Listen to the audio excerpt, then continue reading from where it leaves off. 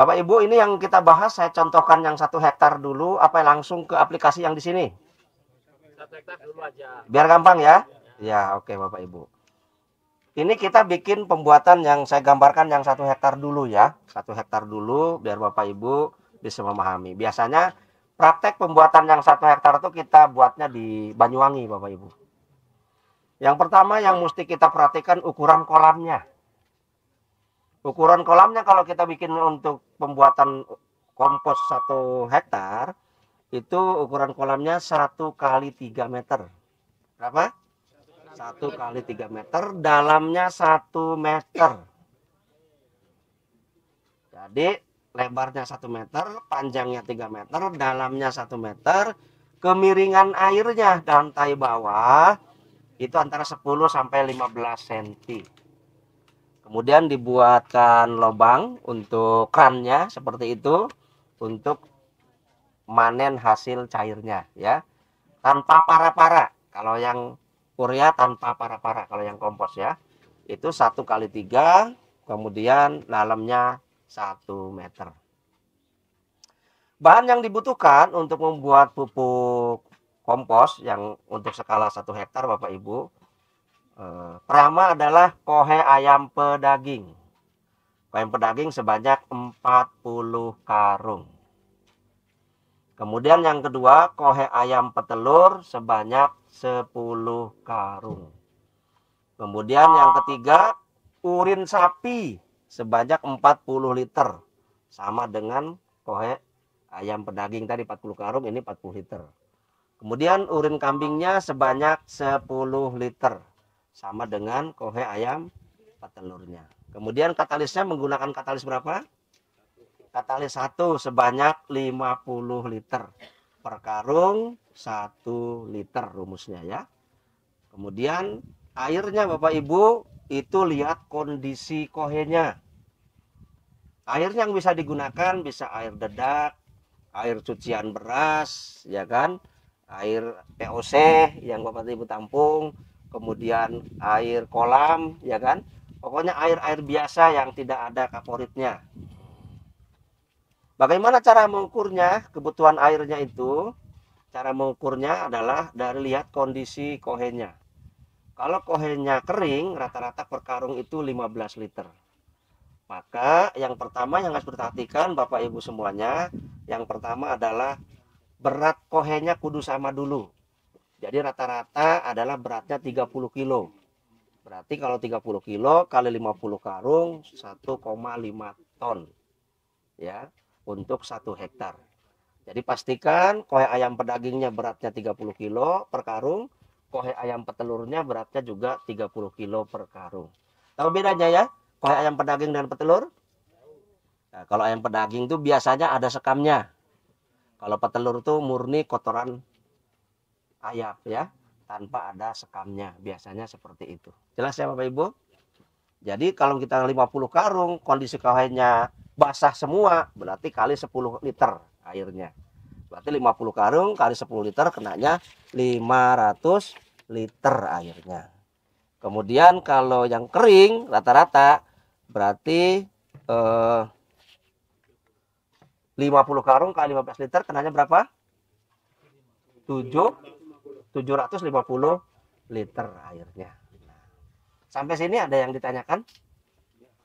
Cara masukkannya. Yang pertama kita masukkan adalah kohe ayam pedaging sampai selesai dulu. Tak perlu dipadatkan ya. 40 karung tuh masuk semuanya. Yang ada sekamnya tadi. Baru di atasnya terakhir kohe ayam petelur. Setelah selesai baru disiram, diratakan sama urin sapi. Kemudian diratakan lagi, disiram pakai urin kambing. Kemudian disiram lagi pakai katalisnya ya. Katalis 1 yang 50 liter tadi diratakan siramnya kolamnya itu. Kemudian yang terakhir air tadi 500 liter atau 750 liter tergantung kondisi kohenya. Baru diratakan, disiramkan di sana, ditutup rapat tanpa perlu dibolak-balik. Dibiarkan saja 14 hari, hari ke-15 sudah jadi. Jadi tinggal dibuka kerannya, dipanen airnya. Nah, padatnya kalau mau dipakai sekarang, mau dipakai juga bisa dimasukkan ke karung, mau produksi lagi bisa produksi lagi. Aplikasinya, cairnya per hektar itu sekitar 50 liter. Ya, cara mengaplikasikannya 1:10 liter. Jadi 1 liter banding 10 liter airnya. Kalau padatnya per meter persegi itu sekitar 150 gram. Ya, sedikit sekali bagi lahan-lahan yang sudah jadi. Kayak tadi ditabur-tabur gitu aja kan. Tapi bagi lahan-lahan yang kritis, yang Bapak Ibu baru bangun pertama, diperbanyak, dah masalah. Dah apa-apa ya. Biar betul-betul subur dulu. Oke, sampai sini ada yang mau tanyakan? 150 gram padatnya ya. Kalau nggak ada kotoran ayam daging, puyuh bisa. Kalau nggak ada kotoran ayam pedaging, puyuh bisa. Tapi untuk tahap pertama kami sesuaikan dengan SOP dulu ya. Usahakan cari dulu kohe ayam petelurnya. Biar tahu rumusnya. Oh ternyata perkembangannya sekian. Kalau saya nanti tambahin dengan urin kambing, dengan kohe puyuh, bagus enggak? Itu nanti kreativitas jenengan masing-masing ya. Kita hanya, karena kalau kita wajibkan pakai kotoran puyuh, nanti yang lain bingung ya. Kotoran ayam aja sulit, apalagi puyuh nantinya begitu. Silakan. Itu kan susah, kohe. Hah? Kohe kan susah. Kalau TA1 TA1. Oh, ya Allah. Kotoran manusia. Ya, kotoran manusia maksudnya. Iya, subur Pak. Jadi bagus sekali kotoran manusia itu. Tapi rodo gilani. Nanti kalau tahu orangnya mau beli sayur gak jadi. Ojo beli Pak. Katanya itu kotorannya dewe dipakai. Kalau mereka ngomong ya rada-rada kurang jujur lah ya. Kalau di kita ini yang namanya urin manusia itu paling baik Pak. Urin manusia dibandingkan urin sapi. Sapi makannya cuma rumput doang. Kita rawon masuk, ya kan, soto masuk, bakso masuk lah. Urinnya berkualitas, tapi di kita tuh masih ada apa? Ya kayak tadi lah, rodo gilani kita. Jadi kalau tahu sayurnya disiram pakai urinnya jenengan yang diencerkan, wah orang rada malas-malas belinya, Pak. Kecuali untuk pribadi ya, silahkan boleh. Tadi pas namu diinget-inget nanti, Pak. Oke, ada lagi? Kalau perbedaannya cuma skam, kenapa enggak kohe itu aja dicampur skam gitu, nggak bisa ya? Kalau memang sulit sama sekali, nggak ketemu kotoran ayam pedaging, adanya petelur saja boleh dicampur sekam ya. 40-60, kotorannya 60, sekamnya 40%. Boleh, kalau memang nggak ada sama sekali. Tapi tadi saran kami sesuaikan dulu dengan SOP-nya dulu. Ada lagi Bapak Ibu tanyaannya? Jelas? urin, kaitan urin itu kan misalkan baru ada urin kambing, urin sapi nyarinya saya belum ketemu, belum kebayang. Kalau kebetulan kan urin kambing sudah mulai melimpah tuh. Kalau dekat urin kambing saja pengaruhnya gimana? Kalau hanya urin kambing saja bagaimana? Oke. Kita bikin urea itu tujuannya yang tinggi unsur apanya coba? N-nya. N-nya ya. N-nya itu kan tinggi. Tapi tetap ketika masa vegetatif, Bapak Ibu, yang namanya unsur P dan K juga dibutuhkan. Ya kan? Berarti kalau nggak ada urin sapinya, kandungan pupuk yang jenengan buat hanya N sama K saja. Ya kan? P-nya kurang. P itu juga dibutuhkan untuk memperkuat batang. Nanti kangkungnya berdiri tapi loyo. Nanti kan bisa begitu. Jadi dampaknya seperti itu. Tetap dibutuhkan di fase vegetatif Bapak Ibu, walaupun N-nya dari kotoran ayam itu yang kita tinggikan ya, yang kita perbanyak. Jelas Bapak Ibu? Nah, namun prakteknya ini Bapak Ibu enggak pakai 1 kali 3 meter. Pakai ukurannya 200 liter. Jadi pakai ukurannya berapa? 200 liter. Maka yang masuk ke sana itu kotoran ayam petelurnya, kotoran ayam pedagingnya ya, hanya 60 kilo. 60 kilo ini kami anggap adalah 4 karung Bapak Ibu. Karena per karungnya hanya muat 15 kilo. Bisa dipahami ya? Jadi yang 8 karung ini dihapus. Yang 8 karung 4 maksudnya ya. 4 karung. Ini sengaja biar Bapak Ibu paham. Ada yang nanya ya. Oh, ini kok 8 gitu ya. Biar paham. Ya. Kemudian kotoran petelurnya kan cuma 1 bagian. Kan 4:1 kan? Iya, cuma 15 kilo saja. 1 karung ukurannya kan. Kenapa kalau kita paksakan 30 kiloan gak masuk? dengan dengan tong yang 200 liter ini nggak bisa masuk. Jadi kita coba dulu, oh nggak masuk. Jadi tetap kita hitungnya 5 karung, 4 karung kohe ayam pedaging, 1 karung kohe ayam petelur, tapi beratnya beda. 15 kilo. Berarti kalau kali 4, 60 kilo. Berarti kohe ayam pedagingnya adalah 60 kilo. Ya, jelas bisa dipahami? Urin sapinya tetap pakai ukuran 4 liter tadi ya kan? Kemudian urin kambingnya juga tetap pakai ukuran 1 liter. Karena kan 1 karung ya. Katalisnya tetap Bapak Ibu kita pakai katalis 1 sebanyak 5 liter. Nah airnya yang agak beda. Tadi 15 liter tuh kalau kering, kalau beratnya 30 kilo. Kalau ini kan saya ambil cuma separohnya. Berarti per karungnya kena berapa? 7,5 liter kalau kohenya kering. Kalau kohenya basah berarti ketemunya berapa per karungnya? 5 liter. 5 kali 5, 25 liter berarti airnya. Kalau 7,5 kali 5 berarti ketemunya sekitar 5 kali 7,5 berapa? 37,5 ya. Ya seperti itu airnya. Bisa dipahami Bapak Ibu? Untuk urea ini? Bisa ya? Nanti tinggal dipraktekkan, silakan. Mungkin pengen membedakan kotoran ayam sama yang petelur sama pedaging gimana, dicium dulu satu-satu boleh, tidak apa-apa, biar tahu ya kan, biar ingat. Boleh. Sekarang kita masuk ke pupuk horti ya, ke pupuk horti.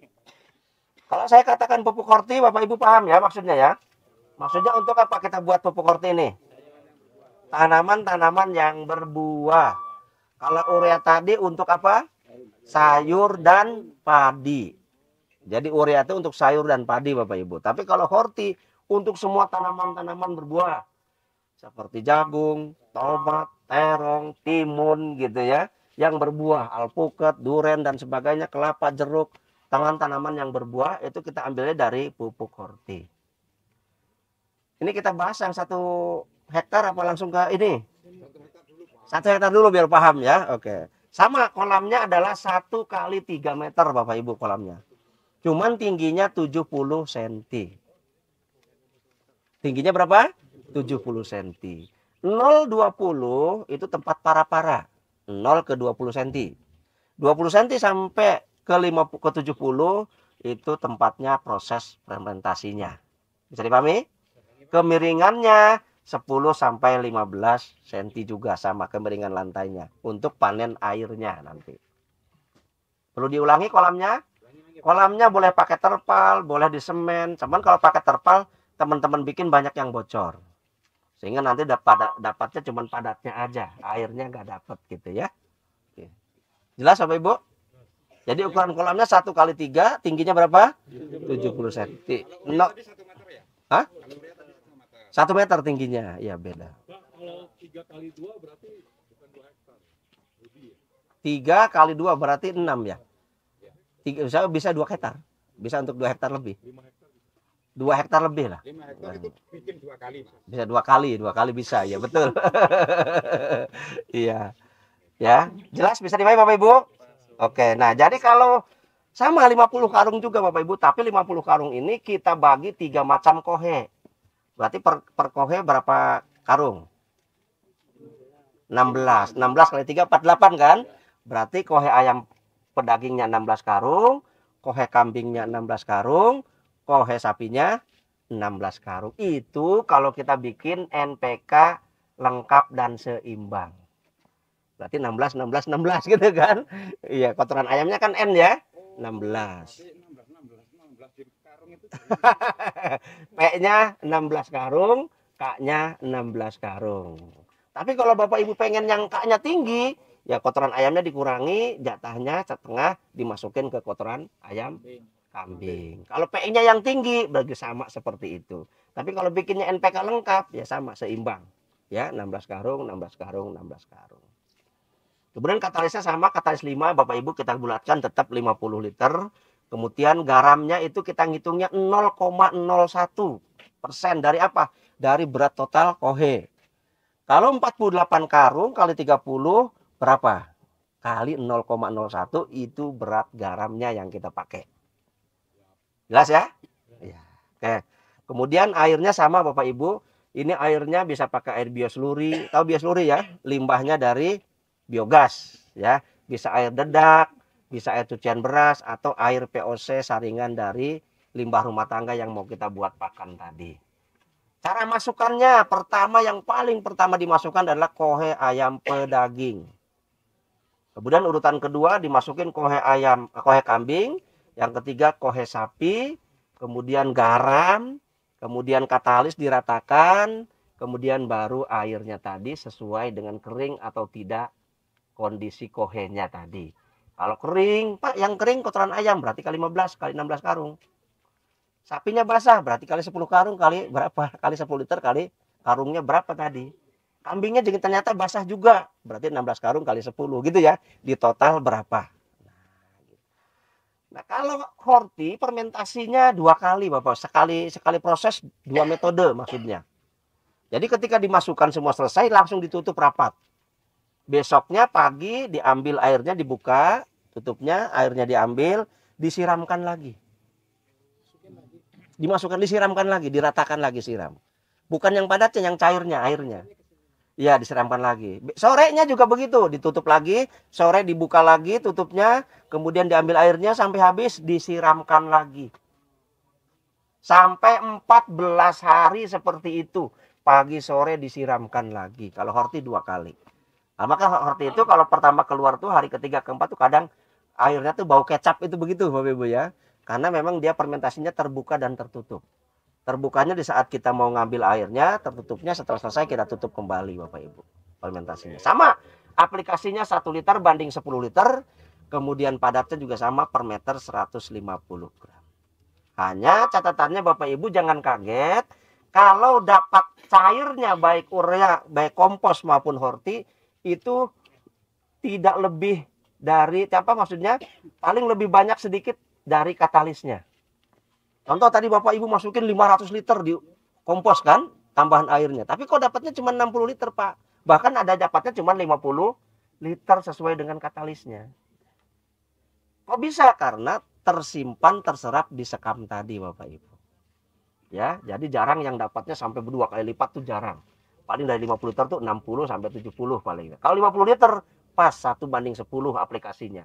Tapi kalau lebih dari itu berarti bisa 1,5 banding 10 liter. Tinggal Bapak ukur dapat terakhirnya nanti hari ke-14 dipanen tuh dapat berapa terakhirnya. Ya kan? Ya sudah. Itu tarik patokannya dari situ nanti aplikasinya. Jelas Bapak Ibu? Bisa dipraktekkan nanti di sini? Ya, monggo. Jadi ambil air yang tadi dari kerannya itu berarti? Iya, dari kerannya. Ya, di kerannya diambil, dibuka, ngocor, nanti dibalikan lagi ke situ ya. Selama 14 hari pagi dan sore. Khusus untuk horti. Kalau urea, kompos setelah masuk semua selesai tinggal tutup 15 hari, 14 hari, hari ke-15 tinggal panen gitu. Sebenarnya hari ke-8, 9, 10 tuh udah jadi, tapi prosesnya dia masih panas. Masih turunkan suhu dulu ya. Gitu. Jelas bisa dipahami Bapak Ibu? Untuk apa? Pembuatan urea, kompos dan horti jelas? Oke. Tutupnya Pak, tutupnya rapat apa ya, untuk yang horti itu? Tutupnya rapat sama, udah siapkan kita plastiknya, talibannya juga udah siapkan ya. Sama yang di kolam juga tutup rapat, Pak. Sama sekali nggak ada. Ya, rapat ya, ya. Aerob dan anaerob ya. Tapi kalau udah panen gitu yang padatannya kemana ini? Kalau sudah panen ya dimasukin karung boleh, disimpan. Iya, tapi kalau bisa jangan dihujan-hujankan, Pak ya. Nah, ini juga penting juga nih, kita pernah teman kita bikin Bapak Ibu horti apa dan urea dan kompos itu bahannya itu produksinya baru sebulan kemudian dia udah datangkan bahan kotoran ayam pedaging, kotoran ayam petelur, kena hujan Bapak Ibu sering. Begitu tetap dibuat tinggal sekam doang di sini kan. Nggak mamper. Dan juga harus diperhatikan ini penyimpanan bahan bakunya ya. Atau yang sudah jadi. Eman kan, dikena hujan dan sebagainya, lama-lama kan hilang gitu itunya apa? Sari-sarinya. Jadi perhatikan bahan bakunya yang mau diproses sama hasil penyimpanannya pupuk jadinya ya. Atau tutup terpal gitulah minimal tidak kena hujan dan panas. Jelas bisa dipahami Bapak Ibu? Berapa lama di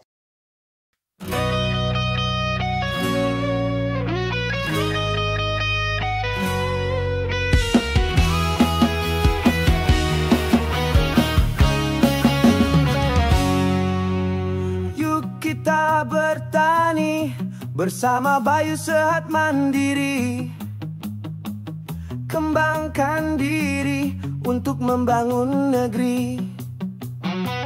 Mulailah dari yang ada, janganlah mengada-ada.